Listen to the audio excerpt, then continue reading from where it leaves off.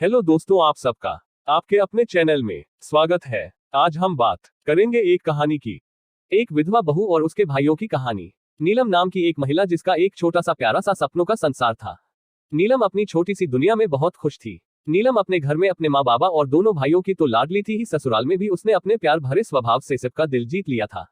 नीलम से अगर कोई एक बार बात कर लेता तो वह उसी के ही गुणगान करते रहता था। नीलम जब दुल्हन बनकर अपने ससुराल गई तो उस घर की रौनक दोगुनी हो गई थी। नीलम की ससुराल में सास, ससुर, नीलम के पति विनोद और विनोद के चाचा जी थे। नीलम जी के ससुर जी की 2 दुकानें और एक होटल था। दुकानें किराए पर चढ़ाई हुई थी जबकि होटल का कारोबार विनोद और उसके बाबा ही संभालते थे।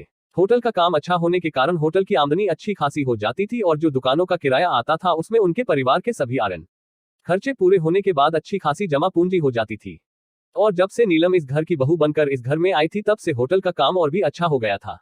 नीलम ने अपने गुण और स्वभाव से अपने ससुराल वालों का दिल जीत लिया था। नीलम की सास भी नीलम को बहुत प्यार करती थी, वो उसे अपनी बहू नहीं अपनी बेटी मानती थी। पूरा दिन हंस खेलते गुजर जाता था, दोनों सास बहू मिलकर खूब गप्पे मारती थी। दिन ऐसे ही बीतते चले गए। पूरे 1 वर्ष बाद नीलम ने प्यारी सी बेटी को जन्म दिया। घर में चारों तरफ रौनक ही रौनक फैल गई। नीलम की सास अपनी पोती को गोद में लेकर बहुत खुश होती थी और नीलम के ससुर जी अपनी पोती से खूब बातें करते थे। कुछ समय बाद नीलम के ससुर जी की हालत बहुत खराब हो गई, जिसकी वजह से उन्होंने होटल भी जाना बंद कर दिया। उनकी तबीयत इतनी खराब हो गई थी, उनसे बिस्तर से उठा भी नहीं जाता था। नीलम उनकी बहुत सेवा करती थी। नीलम के ससुर जी नीलम को बहुत दुआएं देते थे। नीलम ने अपने ससुर जी की सेवा में कोई कमी नहीं की, लेकिन भगवान को ऐसे ही मंजूर था। नीलम के ससुर जी का देहांत हो गया।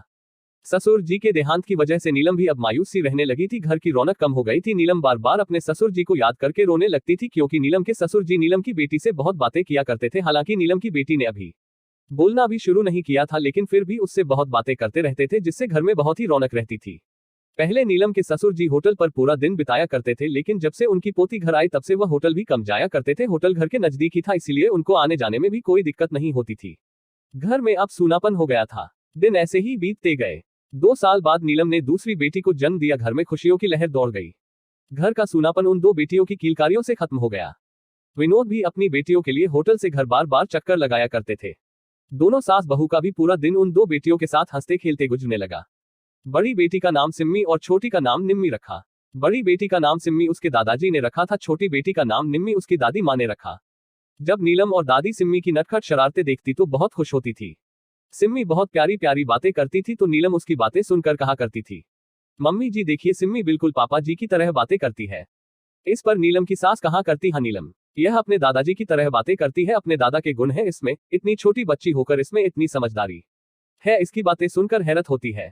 सिम्मी अपनी प्यारी सी आवाज में अपनी मम्मी और अपनी दादी से पूछा करती थी कि दादू कहाँ पर गए हैं, वह कब आएंगे, मेरे लिए टॉयज लाएंगे ना। हाँ बेबी, जब आप बड़ी हो जाओगी तब दादाजी आपके लिए एक सुंदर राजकुमार लेकर आएंगे, नीलम उसे कह दिया करती थी। लेकिन छोटे बच्चे सवाल बहुत पूछते हैं। सिम्मी बार बार दादाजी के बारे में पूछा करती थी और बार बार नीलम उसे यह कहकर टाल दिया करती थी कि जब आप बड़ी हो जाओगी तब आपके लिए एक सुंदर राजकुमार लेकर आएंगे, क्योंकि जब वह बड़ी हो जाएगी तो उसे खुद समझ आ जाएगा कि उसके दादाजी कहाँ है। इसीलिए नीलम उसे हमेशा यही कहा करती थी। ऐसे ही हंसते खेलते दिन गुजरते गए। दोनों बेटियां अब बड़ी हो रही थी, दोनों स्कूल जाने लगी थी। जब सिम्मी 10 साल की थी और निम्मी 8 साल की तो एक दिन अचानक खबर मिली कि होटल में बैठे हुए विनोद को अचानक दिल का दौरा आया और काम करने वाले बाकी लोग विनोद को अस्पताल लेकर गए हैं। सुनते ही नीलम और नीलम की सास दोनों घबरा गई और सिम्मी निम्मी को उठाकर अस्पताल की तरफ दौड़ चली। इतने नीलम और मम्मी वहां पहुंची तो विनोद इस दुनिया को, नीलम को, अपनी बेटियों, अपनी मां को छोड़कर जा चुका था। चाचा जी को खबर मिलते ही चाचा जी भी अस्पताल पहुंचे। विनोद का शव देखकर नीलम ठंडी हो गई। हंसता खेलता परिवार एक पल में उजड़ गया। उसकी आंखों के सामने आज उस व्यक्ति का शव पड़ा हुआ था जो नीलम को बात बात पर हंसाया करता था। नीलम और विनोद एक दूसरे से बहुत प्यार करते थे। विनोद नीलम को अक्सर कहा करते थे कि तुम मेरी पत्नी नहीं मेरी जान हो। आज ये शब्द नीलम के कानों में गूंज रहे थे। उसकी नजरें यही सवाल कर रही थी। उसकी अंतरात्मा चिल्ला चिल्ला कर पूछे जा रही थी कि अपनी जान को छोड़कर कहां जा रहे हैं। जिस्म से जान कैसे अलग हो सकती है, मुझे भी अपने साथ लेकर जाइए। जब जिस्म ही एक शव के रूप में पड़ा है तो उसकी जान कैसे जीती जागती खड़ी है। उसकी आंखों से आंसू भी नहीं बह रहे थे और ना ही जुबान से कुछ भी निकल रहा था, लेकिन उसकी नजरें और उसकी अंतरात्मा विनोद के शव से यही सवाल किए जा रहे थे जिसका उसको कोई जवाब नहीं मिल रहा था। नीलम एक बेजान मूर्ति सी खड़ी रही। जब नीलम की दोनों बेटियां रोने लगी तब नीलम अपनी बहुत समझाया, लेकिन उसका रोना रुक नहीं रहा था। उसे अपनी बेटियों के भविष्य की चिंता सता रही थी। उसके मन में हजारों सवाल उठ रहे थे जिनका उसके पास कोई जवाब नहीं था। वह अपनी ही कश्मकश में पागल सी हुई जा रही थी। खाना पीना भी बहुत कम कर दिया। जब सिम्मी और निम्मी अपनी माँ को ऐसी हालत में देखती तो वह भी रोती और अपनी माँ से कहने लगी, मम्मा, हमें पता है कि पापा हमें छोड़कर भगवान के पास जा चुके हैं और वह अब हमारे पास कभी नहीं आएंगे। क्या आप भी हमें छोड़कर पापा के पास जाना चाहती हैं? इतना सुनते ही नीलम की पैरों के नीचे से जैसे जमीन ही खिसक गई हो। नीलम को अपनी बेटियों की बातें सुनकर बहुत हैरत हुई और होश आया। अपनी दोनों बच्चियों को गले लगा लिया और बहुत रोई और कहने लगी कि तुम्हारी मम्मा कभी तुम्हें छोड़कर नहीं जाएगी, तुम मेरी दुनिया हो, मेरी जान हो। और खुद भी खाना खाया, अपनी बेटियों को भी खाना खिलाया और अपनी बेटियों को सोने के लिए लेकर लेट गई। अपनी बेटियों को सुलाने के बाद वह उनकी बातों को बार बार याद कर रही थी। यह मैं क्या कर रही हूँ? विनोद तो अब जा चुके हैं, कभी वापस नहीं आएंगे, लेकिन मैं तो अभी जिंदा हूँ, मेरी बेटियां ही मेरी दुनिया है। ऐसा सोच भी कैसे सकती हूँ? मैं सिर्फ पत्नी के रूप में अपने पति के लिए पागल हुए जा रही हूँ, लेकिन मैं इतनी स्वार्थी कैसे हो गई? पत्नी होने के साथ मैं एक माँ भी हूँ, यह मैं कैसे भूल गई? मैंने माँ बनकर क्यों नहीं सोचा? नहीं, अब नहीं।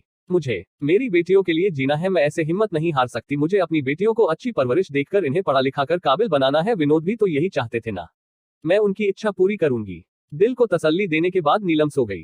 विनोद की मौत के बाद होटल का काम बिखर चुका था। उसे देखने वाला अब कोई भी नहीं था। नीलम के घर वालों से नीलम की ऐसी हालत देखी नहीं जाती थी। नीलम के माँ बाबा ने नीलम को घर ले जाना चाहा, लेकिन नीलम नहीं गई। नीलम अपने पति के घर, अपने ससुर के घर, अपनी सास के साथ ही रहना चाहती थी। उसके घर वालों ने भी उसे कह दिया कि नीलम, जैसी तुम्हारी मर्जी तुम वैसे करो, हम तो हर पल हर मुसीबत में तुम्हारे साथ हैं। होटल का काम बिखरता जा रहा था, आमदनी भी कम होती जा रही थी। नीलम की सास ने अपने देवर विनोद के चाचा जी को होटल पर बैठने के लिए कहा तो उन्होंने साफ इनकार कर दिया कि मैं इतना टाइम होटल को नहीं दे सकता, मेरा अपना कारोबार है, मुझे उसे देखना होता है। वह कहने लगे कि होटल का काम नीलम संभाल सकती है, नीलम होटल पर बैठ सकती है, होटल की आमदनी तो अच्छी है, नीलम को ही होटल का काम संभाल लेना चाहिए। उसकी बेटियां भी अब बड़ी हो रही है, उनकी भविष्य के लिए और ज्यादा पैसों की जरूरत पड़ेगी, तो इसलिए नीलम को होटल की आमदनी से फायदा मिलेगा। इस पर नीलम ने कहा, नहीं चाचा जी, मैं होटल का काम नहीं संभालूंगी और ना ही थोड़ा बहुत टाइम जाकर उसे देख सकती, मैं होटल पर नहीं बैठूंगी। लेकिन क्यों नीलम, उसमें हर्ज ही क्या है? चाचा जी ने कहा। नीलम ने फिर कहा, चाचा जी, मेरी बेटियां बड़ी हो रही है और मेरा हर एक पल अब बस उन्हीं के लिए है। उनके पिता तो उनका साथ छोड़कर जा चुके हैं, मैं ही उनके लिए सब कुछ हूँ। मैं उन्हें अपनी नजरों से एक पल के लिए भी दूर नहीं करूंगी, उनकी बहुत अच्छे से परवरिश करूंगी। विनोद जी मेरे लिए बहुत कुछ छोड़कर गए हैं, मेरे लिए इतना ही काफी है, मुझे ज्यादा पैसे नहीं चाहिए और हमारी दुकानों का किराया भी तो कम नहीं है, उसमें भी मैं अपनी बेटियों की अच्छी परवरिश कर सकती हूँ, उनका भविष्य बना सकती हूँ। चाचा जी बोले, ठीक है नीलम, जैसी तुम्हारी मर्जी। नीलम की सास भी नीलम के इस फैसले पर कुछ नहीं बोली। नीलम ना तो खुद बाहर के काम करती थी, ना ही नीलम की सास करती थी। अपनी बेटियों को घर में छोड़कर बाहर जाना भी नीलम उचित नहीं समझती थी और ना ही अपनी बेटियों को साथ ले जाकर सामान लाना उचित समझती थी। नीलम अपने भाइयों की इकलौती बहन थी, वह शादी से पहले भी उसका कहा सर आंखों पर रखते थे। बचपन में भी जब कभी नीलम को चोट लग जाती तो रोने लगते थे। नीलम के भाइयों ने जब नीलम को ऐसी हालत में देखा तो आंखें भर आई।